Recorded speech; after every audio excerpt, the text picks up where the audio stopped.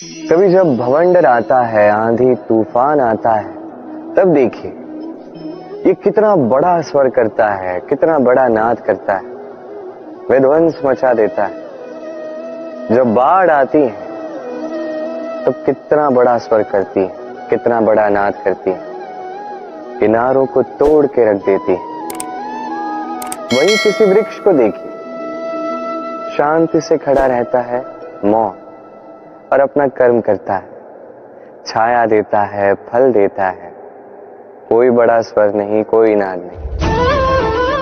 नदी की बात की जाए तो नदी जो बहती है, खेतों को सींचती है, वनस्पतियों को प्राण देती है, हमें पीने के लिए जल देती है, इतना महान कार्य करती है, कोई बड़ा स्वर नहीं, कोई बड़ा नाद नहीं। ये सीख है, इस संसार में जो भी महान कार्य करते हैं, मौन होकर अपना कर्म करते जाते हैं, क्योंकि उन्हें पता है महत्व स्वर का नहीं, कर्म का। और जो रुद्र का साथ देते हैं, नाद करते हैं, वो केवल विध्वंस मचाते हैं। आप मौन रहकर कर्म करते करते महान बनना चाहते हैं, या रुद्र का साथ देकर केवल विध्वंस मचाना चाहते हैं? निर्णय आपका है। आइए और मेरे साथ प्रेम से कहिएगा, राधे राधे। आप जीवन में क्या बनेंगे, ये आपके परिश्रम, आपके निरंतर प्रयास और आपकी चुनी हुई दिशा पर ही निर्भर नहीं करता। ये निर्भर करता है आपकी संगति पे भी। इस संगति जो अत्यंत महत्वपूर्ण होती है, प्रकृति भी हमें यही सिखाती है एक उदाहरण द्वारा। यदि ये मैं आपको बताऊं तो किसी हवा के झोंके को देखिए। एक हवा का झोंका जब किसी पुष्प को स्पर्श कर जाता है तो वो भी सुगंधित हो जाता है। यही हवा का झोंका जब किसी नाली के ऊपर से बहता है तो वो भी सुरभिहीन हो जाता है। ये संगति ही है जो मनुष्य को कहां से कहां पहुंचा सकती है, आपको पता भी नहीं चलेगा। ये संगति का प्रभाव ही है जहां चने के साथ घुन पिस जाता है। ये संगति का प्रभाव ही है जहां एक साधारण सा पत्थर स्वर्ण के साथ मिल जाता है और वो भी रत्न बन जाता है। तो इस संगति का विशेष ध्यान रखिए। अब किससे मिलते हैं, क्या बात करते हैं, क्या सीखते हैं, उनका आपकी ऊर्जा पर क्या प्रभाव पड़ता है, सब देखिए और मेरे साथ प्रेम से कहिएगा, राधे राधे। प्रकाश किसमें होता है? सूर्य। शीतलता किसमें होती? चंद्रमा। अब यदि सूर्य में प्रकाश ही ना हो तो क्या होगा? अंधकार। यदि चंद्रमा में शीतलता ही ना हो तो क्या होगा? महा अंधकार। सब कुछ भीतर, अच्छाई और सच्चाई हर एक मनुष्य के मन के भीतर है ही है। यदि ये नहीं तो समझिए कुछ भी नहीं। जैसे एक दिया जो जलता है, प्रकाश फैलाता है, अंधकार में हमारा मार्गदर्शन करता है। क्यों जलता है? क्योंकि इसके भीतर एक बाती है जो जलती है। बाती क्यों जलती है? क्योंकि उसके भीतर घी है जो उस बाती को जलाए रखता है। सब कुछ हमारे मन के भीतर है, अच्छाई भी, सच्चाई भी। इसी के साथ कर्म करते जाइए, जीवन में आगे बढ़ते जाइए। समस्त जीवन प्रकाशमय होगा। आइए और मेरे साथ प्रेम से कहिए, राधे राधे। इस सुई को देखिए, कितनी महत्वपूर्ण होती है ये सुई। इसके कितने कार्य होते हैं, कितनी सहायता कर सकते हैं हमारी। इसकी सहायता से आप चाहो तो एक साधारण से कपड़े को पोशाक में बदल दो। आप चाहो तो पुष्पों को साथ लेके एक सुंदर सी माला बना दो या गजरा बना दो। इसकी सहायता से आप घर को भी सजा सकते हैं। ये अत्यंत महत्वपूर्ण होती है। किंतु सोचिए, यदि इस सुई में ये छेद ही ना हो, या इसके साथ ये धागा ही ना हो तो क्या तब भी ये इतनी ही महत्वपूर्ण रहेगी? कदापि नहीं। तब ये केवल किसी को चुभाने के काम आए। देखिए, अत्यंत महत्वपूर्ण बात है जो आपको स्मरण रखनी हो। कोई भी वस्तु अकेली महत्वहीन होती है, किसी के साथ से उसका सम्मान बढ़ता है, उसका महत्व बढ़ता है। और यही मनुष्यों के लिए भी है। यदि आप आगे बढ़ रहे हैं और अकेले आगे बढ़ रहे हैं तो आप जो कुछ भी कर लीजिए, आपको वो प्रेम, वो सम्मान, वो संबल नहीं मिलेगा। किसी को साथ लेकर चलिए, आपका भी मान बढ़ेगा। किसी को स्थान दीजिए, आपका भी सम्मान बढ़ेगा। ठीक वैसे ही जैसे इस धागे से सुई का सम्मान बढ़ता है, जैसे प्रेम से गुण का मान बढ़ता है। तो आइए और इसी प्रेम के साथ कहिए, राधे राधे। हम सोचते हैं परोपकार करना, भलाई करना, किसी की सहायता करना, सेवा करना, दान करना, सुख दुख में किसी का साथ निभाना, ये हमारे जीवन का सबसे बड़ा कर्तव्य है। यही सच्चा कर्तव्य है। परंतु क्या यह सत्य है? नहीं। कर्तव्य के लिए कई बार मनुष्य को बहुत सारी पीड़ा सहनी पड़ती है। कुछ कर्तव्य ऐसे होते हैं जिसे निभाने के लिए मनुष्य को उस राह से जाना पड़ता है जिस पर कांटे हैं, दुख है, पीड़ा है, संकट है। उसे पार करके तब जाके वो अपने कर्तव्यों को पूर्ण कर पाता है। परोपकार, भलाई, किसी की सहायता करना, दान करना, सेवा करना, सुख दुख में साथ निभाना, ये कर्तव्य नहीं है, ये तो आनंद है। क्योंकि इससे आप ही का जीवन और अच्छा होगा, आप ही को और सुख मिलेगा, आप ही का स्वास्थ्य और अच्छा होगा, आप ही को जीवन में और अच्छे अच्छे लोग मिलेंगे। और सबसे अधिक यदि ये कुछ बढ़ाता है तो वो है प्रेम। तो इसे कर्तव्य मत समझिए, ये तो बस वो मार्ग है जिस पर अग्रसर होके आप अपने जीवन को अत्यंत सुंदर बना सकते हैं। तो आप यही कीजिए और मेरे साथ प्रेम से कहिए, राधे राधे। कभी आप किसी पर्वत को देखिए, दिन में आप उस पर्वत को देखेंगे तो कितना सुंदर दिखता है, इतना विशाल, इतना सुंदर। तब प्रकृति को देख के मन से केवल स्तुति ही आती है। अब उसी पर्वत को आप अंधकार में देख लीजिए, उतना ही भयावह लगता है। अब यही होता है व्यक्ति के साथ भी, यही होता है किसी अन्य स्थान के साथ भी। अब इसका कारण क्या है? क्या व्यक्ति के रूप का, उसके व्यक्तित्व का कोई महत्व नहीं है? नहीं, ऐसा कदापि नहीं। इसका सारा श्रेय जाता है प्रकाश को। ये प्रकाश ही है जो आपके गुणों को, आपके व्यक्तित्व को, आपके रूप को निखार के संसार के समक्ष लाता है।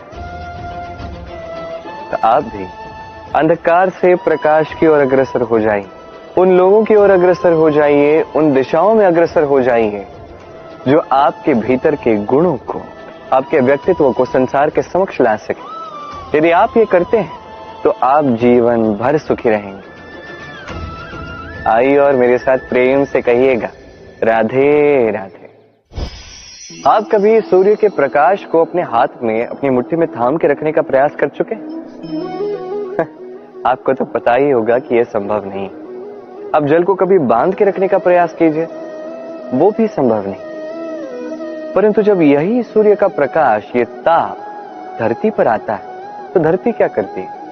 इसे सभी वनस्पतियों में बांट देती है, उनके विकास में सहायक बनती है और इसीलिए ये धरती पूजी जाती है। इसे धरती माता हम कहते हैं। ऐसे ही चंद्रमा रात्रि में जब चमकता है, अपनी रोशनी फैलाता है तो एक राही को, एक पथिक को उसका राह दिखाता है, इसलिए चंद्रमा देवता कहलाता है। इसी प्रकार आप भी कभी प्रकृति को बांध के रखने का प्रयास मत कीजिए, इसे सहेज के रखना सीखिए, इसे बांटना सीख जाइए, ठीक प्रेम की भांति। इस प्रेम को कभी भी मुट्ठी में बंद करने का प्रयास मत कीजिए, बल्कि इसे खुले हाथ से बांटना सीख जाइए। ये यदि आप सीख गए तो स्वयं को प्रसन्न रखना भी सीख जाएंगे, दूसरों को प्रसन्न रखना भी सीख जाएंगे। आइए और इसी प्रेम के साथ कहिए, राधे राधे।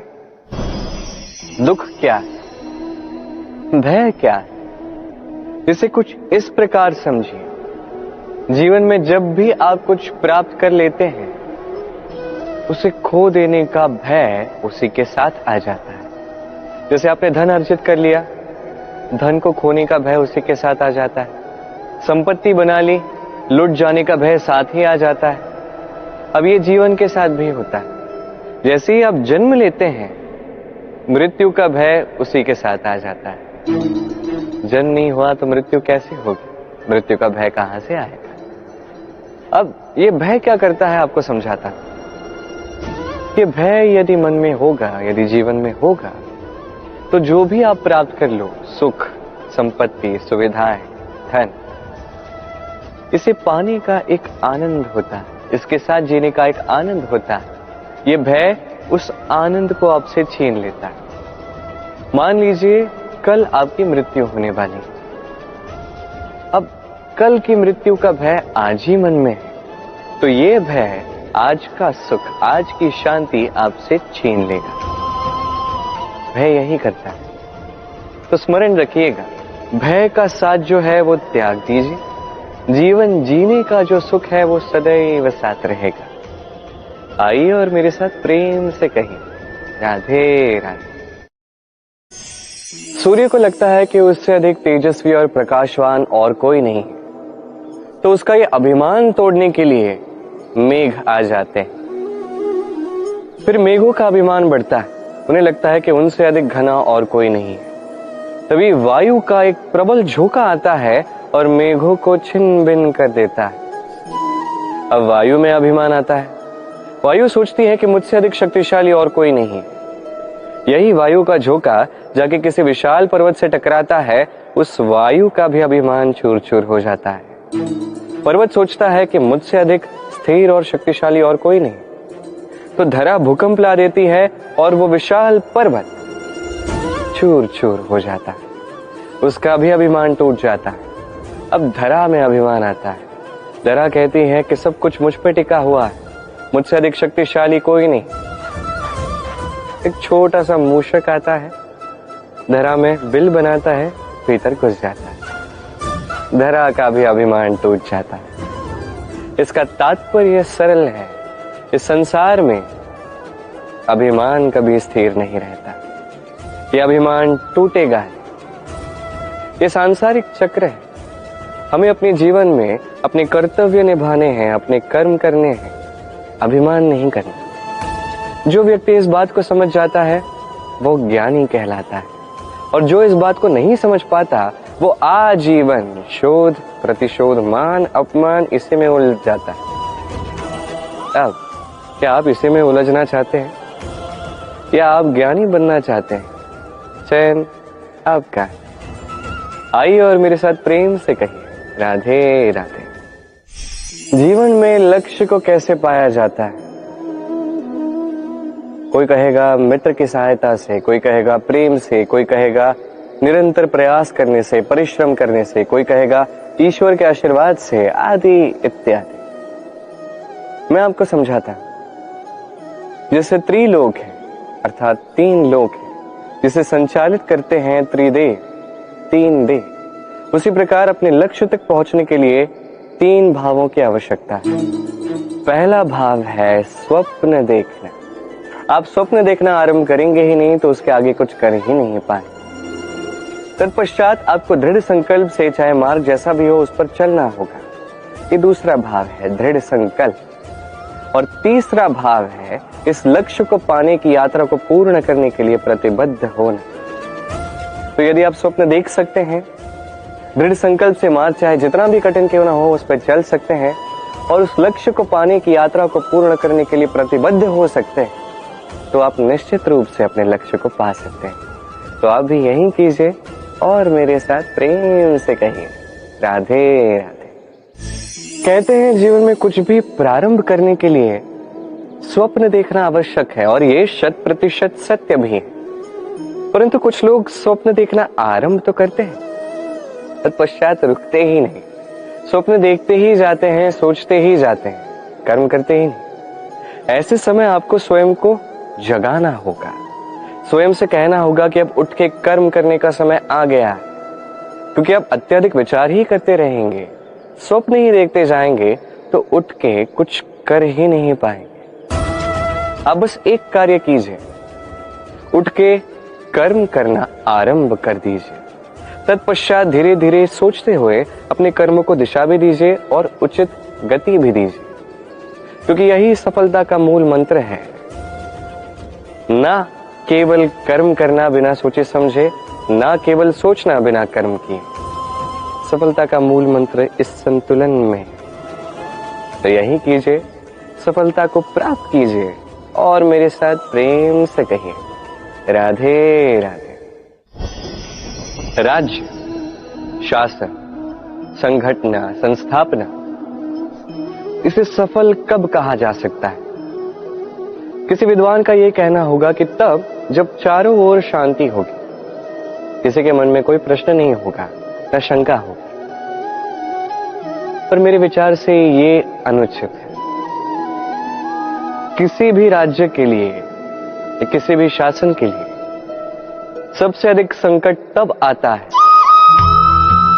जब सबसे अधिक योग्य व्यक्ति या सबसे अधिक विद्वान व्यक्ति भी मूक दर्शक बन के बैठ जाता है।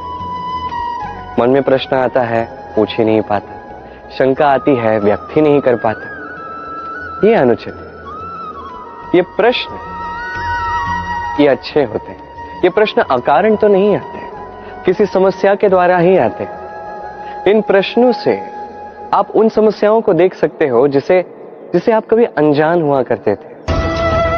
और जितनी समस्याओं का आप निवारण करोगे, उतना आपका राज्य, आपका शासन और अधिक श्रेष्ठ बनेगा। ये प्रश्न, ये शंका, ये आपको समाधान के डगर तक अवश्य पहुंचाते हैं। इसलिए ना ये प्रश्न अनुचित है, ना शंका व्यक्त करना अनुचित है, ना वो व्यक्ति मूर्ख है जो प्रश्न पूछता है, शंका व्यक्त करता है। तो इन्हें कभी दूर मत कीजिए, इन्हें अपना मत रखने दीजिए। जब सभी का मत एक मत हो, तब निश्चित रूप से कहा जा सकता है कि ये राज्य, ये शासन, ये संस्थापना सफलता के शिखर पर है। तो आइए और मेरे साथ प्रेम से कहिए, राधे राधे।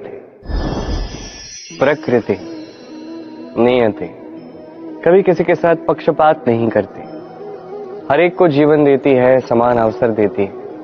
निर्भर उस व्यक्ति की प्रकृति पर करता है कि वो उसका किस प्रकार लाभ उठाता है।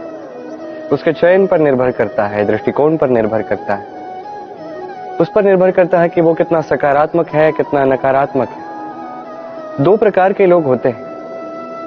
कुछ ऐसे लोग होते हैं जो हर दुविधा में, हर कठिनाई में, हर विपदा में अवसर निकाल लेते हैं, और कुछ ऐसे लोग होते हैं जो हर अवसर में कहीं ना कहीं से कठिनाई ढूंढ निकाल लेते हैं। अब आप क्या चाहते हैं? आप अवसर चाहते हैं, आपको अवसर मिलेंगे। आप कठिनाइयां चाहते हैं, कठिनाइयां तो आपको भर भर के मिलेंगी। चयन आपका है, आप कितने सकारात्मक रहना चाहते हो, कितने नकारात्मक रहना चाहते हैं। सकारात्मक रहिए, जीवन में सब कुछ संभव है। आइए और मेरे साथ प्रेम से कहिए, राधे राधे। है कि आपकी पिछली बार हार कब हुई थी, आपसे भूल कब हुई थी, आपको असफलता कब प्राप्त हुई थी, पराजय कब प्राप्त हुई थी? नहीं, फिर तो आपने अपने जीवन की सबसे बड़े शिक्षक को खो दिया। आपकी पिछली हार, पराजय, भूल, यही आपके सबसे बड़े शिक्षक, सबसे बड़े सहायक हैं। यही आपको सिखाते हैं क्या करना है, क्या नहीं करना है। ये प्रकृति हमें क्या सिखाती है, ये समझने का प्रयास कीजिए। ऐसा कौन सा दिन है जिसकी रात नहीं होती? ऐसी कौन सी नदी है जो नहीं सूखती? ऐसा कौन सा वृक्ष है जिसके पत्ते नहीं झड़ते? होता ही है। किंतु यदि सूर्य हार मान ले तो रात्रि के पश्चात कभी प्रकाश वो दे ही नहीं पाएगा। यदि नदी हार मान ले तो वो पुनः वर्षा करवाने में कभी सहायता कर ही नहीं पाएगी। यदि वृक्ष हार मान ले तो वसंत ऋतु में ना वो नए पत्तों को जन्म दे सकते हैं, ना ग्रीष्म ऋतु में वो छाया प्रदान कर सकते हैं। यदि ये सब हार मान लेते तो धरा प्यासी रह जाती। प्रकृति हमें यही सिखाती है, हार, असफलता, पराजय ये हमारे जीवन में आएंगे ही आएंगे और हमें सिखाने के लिए आएंगे, हमारे हित के लिए आएंगे। तो अपना दृष्टिकोण भी वैसा ही रखिए। तो सकारात्मक दृष्टिकोण से ही इसे देखें, अपनी हार से, अपनी पराजय से सीखें और जीवन में आगे बढ़ें। विजय निश्चित रूप से आपकी होगी और जब होगी तो मन प्रसन्नता से कहेगा, राधे राधे।